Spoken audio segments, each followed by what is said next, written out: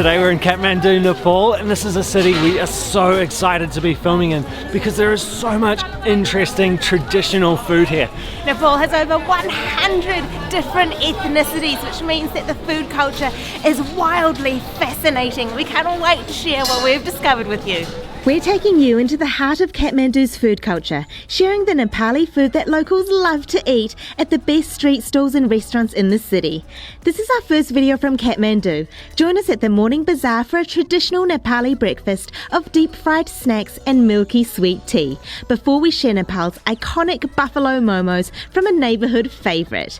We delve into the cuisine of the Newar people, the indigenous inhabitants of the Kathmandu Valley, and eat at a secret local joint before taking you into a 135-year-old bakery for traditional Newari bread. In this Kathmandu series, we'll show you some of Nepal's best food, from rare traditional dishes to delicious Nepali favourites. You don't want to miss this series. Get ready for some mouth-watering food. I'm Thomas. And I'm Sheena, and we're chasing a plate. We hope you're hungry. Let's eat.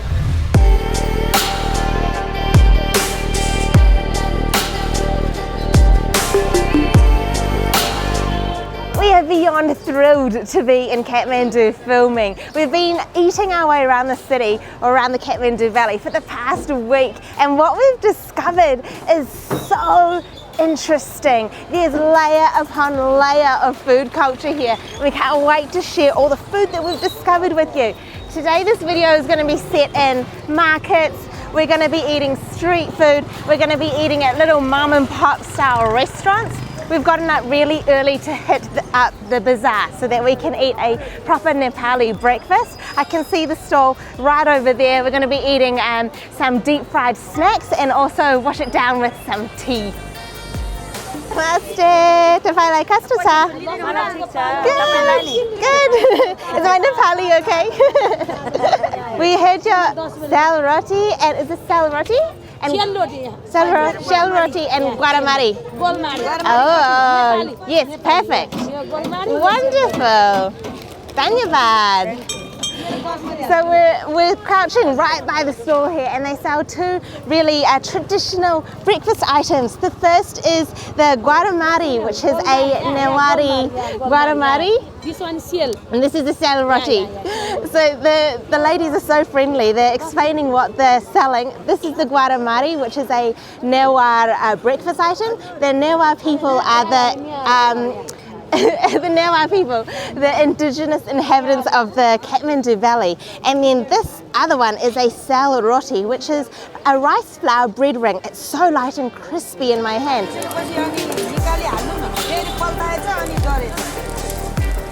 So they've got this sticky gwaramari dough. It's just a wheat flour dough, and then the oil has just been slowly heating up. He's grabbing little handfuls of dough and then popping them almost on top of the oil because the oil's not hot enough to bubble away yet. Now it's really going. He's using his utensil to just push the gwaramari around and submerge it into the oil, and they're slowly becoming really golden and brown.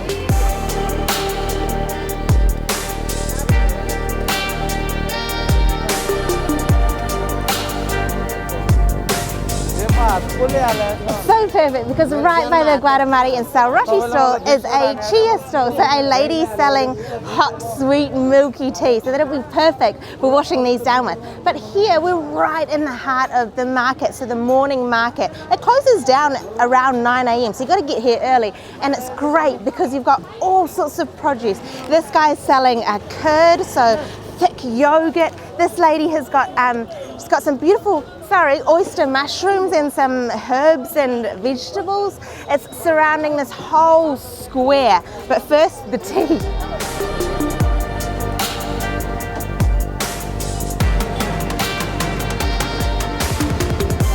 We're sitting in front of this lady and she's brewing up our tea. So the tea and the milk and the sugar and the spices, if there are any, are all brewed together in a pot. And so she is really getting that flame going, and the tea is bubbling right up. It's frothy, it's bubbly, and to make it even frothier, she's pulling it. So she's dipping her cup into that saucepan and ladling tea up and out and pouring it back in, and so it becomes really frothy, and you can smell it in the air. It smells absolutely intoxicating. Dhanyavad. She's essentially brewing each cup to order. So in the pot goes tea leaves and milk, sugar if you want it, and it is just bubbling away. And then she poured it into this glass cup and then sprinkled, I think, a bit of coffee powder on the top.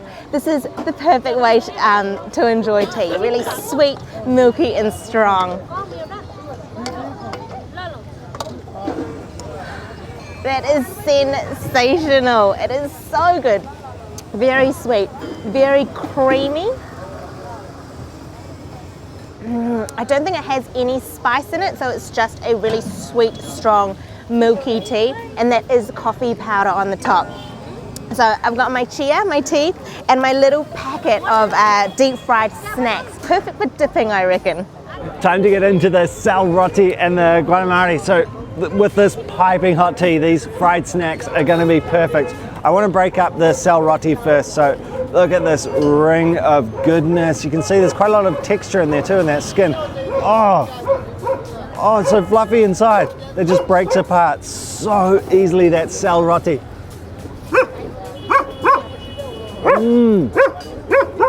Oh, wow.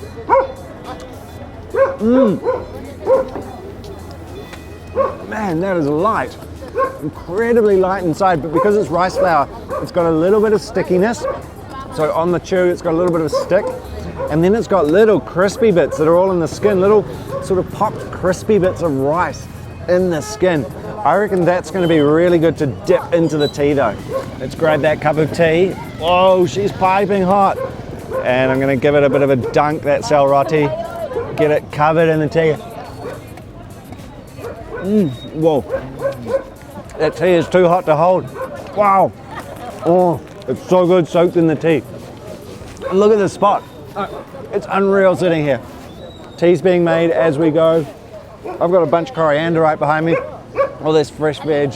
It is all action here in the square. It's such a neat environment to start your morning with.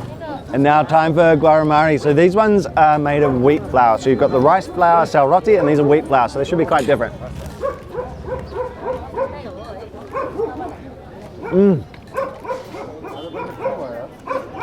Oh, so good. So fried dough, basically. It's very plain, very simple. It's just a beautiful ball of fried dough. So this is a traditional Newari breakfast, this dish, and it's as simple as it gets, and it's such a common thing around the world. Fried dough, you know. So many cultures have a style of breakfast item or just food item like this, and these are great.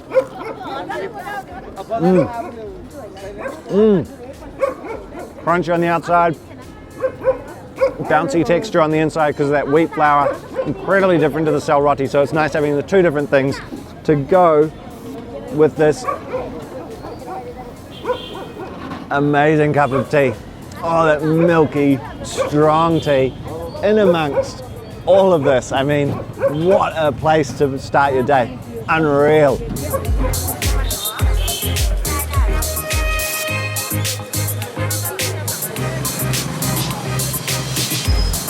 We're loving exploring Kathmandu on foot because there's a lot of hustle and bustle here, a lot of colour, lots of people, obviously. It's a very neat city to get around on foot.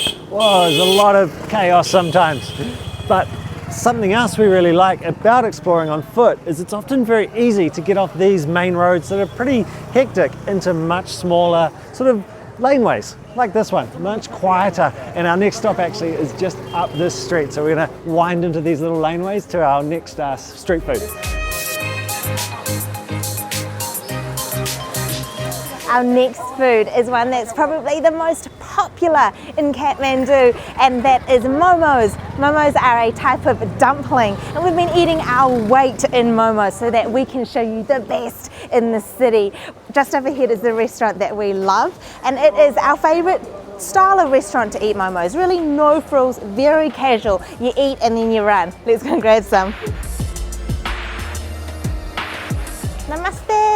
This little local spot has a great atmosphere. It faces the front of the, oh, Danyabad, you already know our order. We come here so often that the guys already know what we're going to order. So we've got our buffalo momos in front of us. They're steaming away. But this little spot is really casual, no frills, but they do amazing food and it's always fresh. You can see actually right here, the big steamers full of momos. So those are the buffalo momos. Buffalo is by far the most popular meat here in Kathmandu. So you get a plate of 10 buffalo momos and then something very special on the table as well to add to them. We're super lucky because we've been allowed a peek into the kitchen. These guys are busy at work making the dumplings. So they've got all of the buffalo mince in the trays there. They've got their dumpling wrappers all ready to go.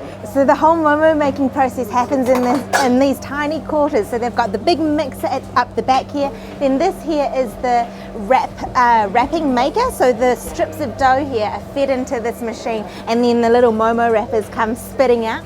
And then the guys start making the momos. And what I really love about the momos here are, you can see the meat. So this is the buffalo meat. The meat is very densely packed, and you can see by the color it is very lean. So the meat is not fatty, it's full of flavor. They're very intense. So 10 momos per plate is the perfect amount because they're very robust in flavor, very rich. So tons of spices in that meat, and I just love watching them make them. They're all so uniform and perfect, getting pressed onto this pan, ready to go into the steamer.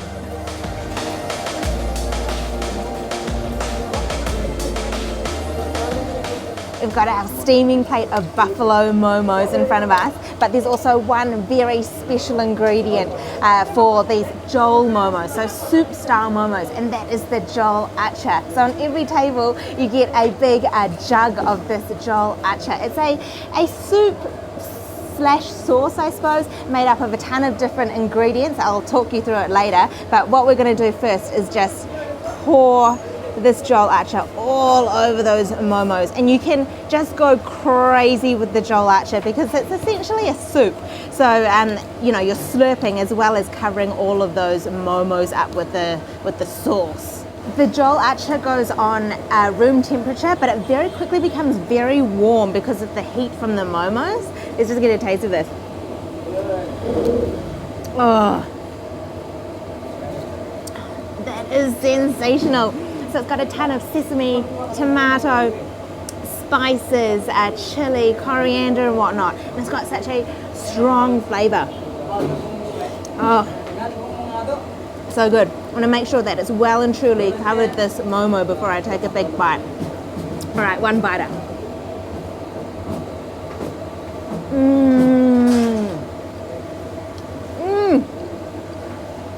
Holy moly, so good. The dumpling is delicious. So it's a wheat flour outer, and then inside it's minced buffalo meat, combined with a ton of spices. So chili, fenugreek, ginger, garlic, coriander, all sorts. And so it's got a lot of flavor. I love when you bite the momo in half, and then you reveal the inside of the momo. So you've got all of that meat, and then you go and put the jol acha inside, so that meat is coated with that sesame sauce. And I really love the history of momos. They're originally a Tibetan food. So when the Newar traders from Kathmandu went to Tibet, they discovered momos, which then had yak meat in them. They brought the recipe back, added their own Nepali touch, so spices that were local to the region and whatnot, and then later on chili, and then the tomato-based sauce, and it became what it is today, so momos. And it's such a popular food here. Everyone loves it. You find them on every street corner.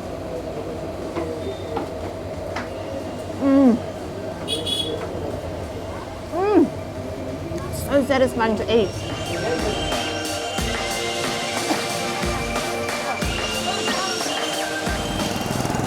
We've headed to another area. This is called Patan, and this is very well known for its Newari food, which is the food we spoke about this morning. This is some very traditional food in this area. And look at this part of town. It's so beautiful with lots of traffic. but lots of little temples and things like this, little shrines all around. It's so neat, really pokey up some of these laneways. I think where we're heading is just tucked up this laneway somewhere.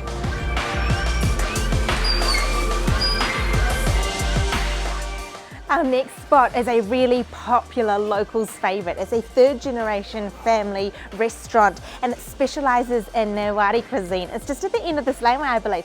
But check out the surroundings. So this here is Patan Square. It is the main square in Patan, and there are loads of Buddhist and Hindu monuments and temples. But I think this here is the restaurant that we're after. It is tucked away in the corner, very pokey and small. It looks like our kind of place. Let's head in. Namaste. Namaste. Whoa, it smells so good. This is such an awesome little restaurant. Mixed, please. Yeah. That's perfect.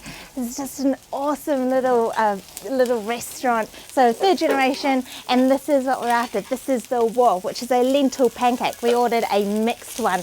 I can also see egg on there as well, and she's sort of sitting on her little stool, the frying pan or the frying surface right in front of her.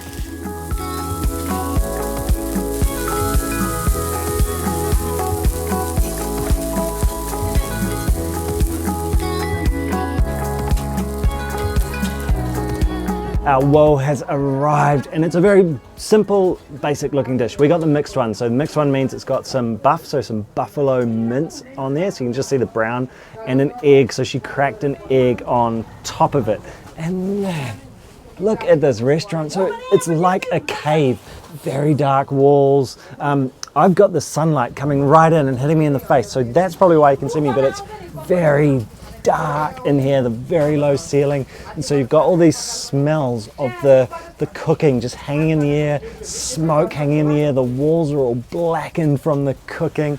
It is an incredible environment, and I really like how basic this wo looks. So just very, very simple. So a lentil pancake essentially, so you can see very thin. It was actually a very thick batter. I'll break into it. Let's get some of that buff and that egg. It was a very thick batter that she was plopping on there, and then patting it down with her wet hands just to give it the thin shape it has. But it's very thick batter that gets dropped onto that cooking surface there, and then the buff and the egg on top.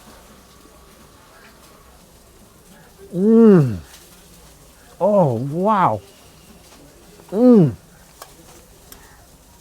Oh, that is full of flavour. It's got a lot of spices in it. It tastes a lot more extreme than it looks. It looks so simple. I thought it was just going to be sort of a very plain pancake with the egg on it to give it a bit of texture, but the pancake itself, very moist. Oh, and it's full of spice. This bit here looks very good with a whole lot of yolk on it.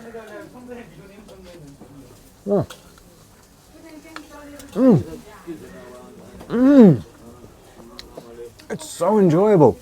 It's that spiciness, so these layers of spice, and their flavors I've never really tasted. It's super interesting. I think what they're using is a lot of local herbs, so herbs you'll only find in the mountains here in Nepal, and it's got an amazing depth, so it's got a bitterness and it's very rounded, so they just, in your mouth, they come together so beautifully.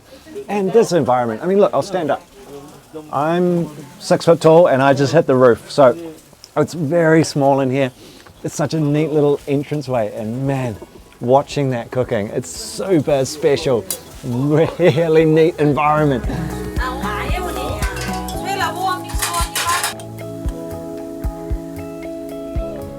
Wow, what an environment. So heading out now, and it's like leaving a cave. Sheena just fell out the door. It's pretty steep stairs there, so it's like a little cave, really hidden amongst all this grandeur of the square, and that tiny little door opens up into that dark little cave restaurant. That was a really special experience. Food was special and the environment was really special. Next thing.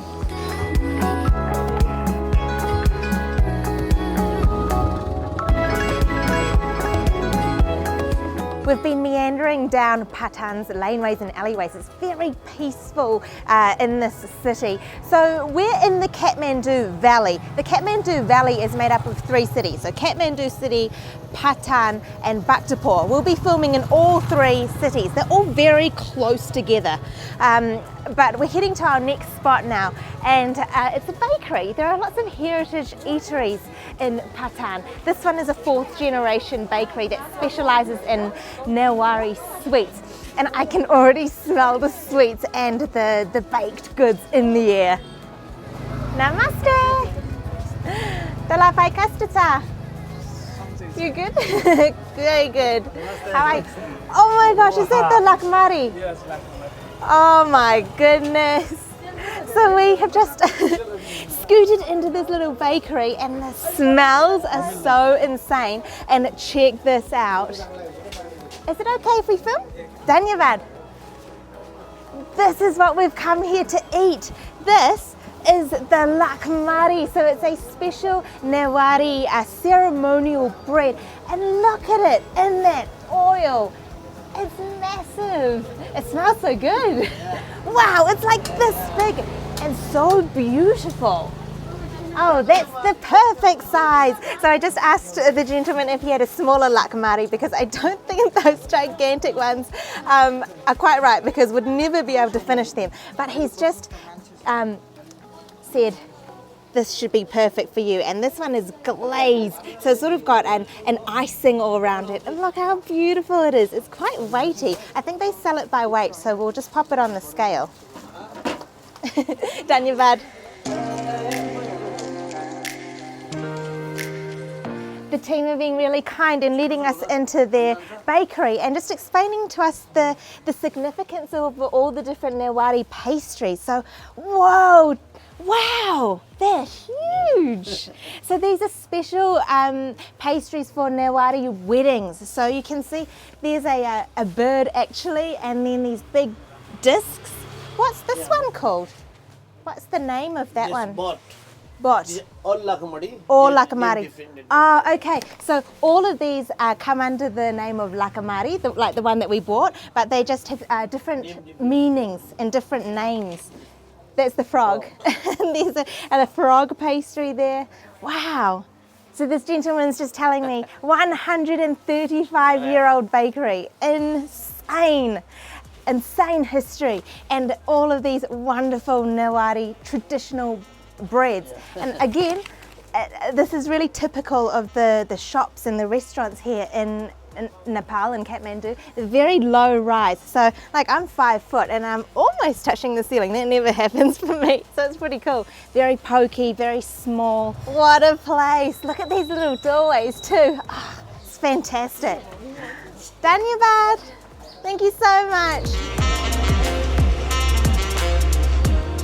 I've got a handful of sweets. So that bakery, absolutely phenomenal. 135 years it's been around, 4th generation, and they're a Newari bakery. So they specialise in Newari sweets. As we talked about before, the Newar people are the indigenous inhabitants of the Kathmandu Valley. So I've got 2 sweets. I've got this lakhamari, so that's absolutely drop dead gorgeous. Look how beautiful it is. And that's just a black lentil flour, rice flour, wheat flour, butter, sugar mix that's piped into the oil, and then it's been glazed with an icing sugar glaze. And then the staff were kind enough to give us a taste of their barfi, and this is a milk-based treat. They're also very famous for that as well. But I want to get into this lakhamari. So this thing is quite hefty. It's pretty heavy, and it feels really solid. I might just bite in, I reckon.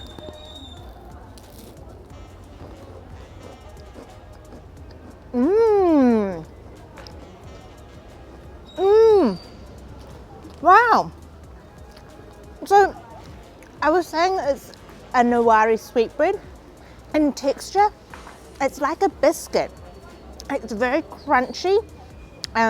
It's oily in the sense that it was obviously sitting in that oil for a really long time, so it soaked up a bit of that oil, and it's quite flaky, very sweet.